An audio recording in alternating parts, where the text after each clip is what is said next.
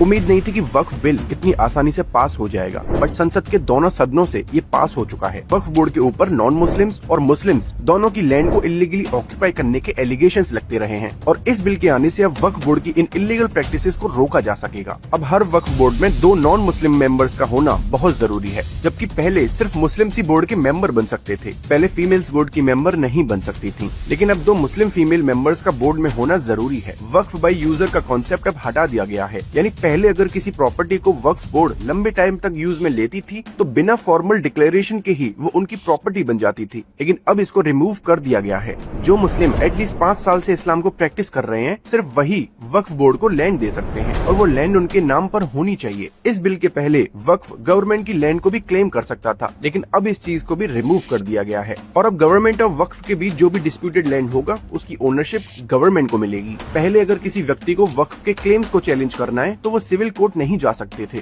और उन्हें वक्फ के ट्राइब्यूनल में ही केस लड़ना होता था, जो अक्सर बायस्ड होते थे। लेकिन अब न्यू बिल के चलते वो सिविल कोर्ट में जाकर भी वक्फ के क्लेम्स को चैलेंज कर सकते हैं। अब मेरे हिसाब से तो इस बिल में कोई दिक्कत नहीं है, लेकिन आपको क्या लगता है कमेंट्स में जरूर बताना।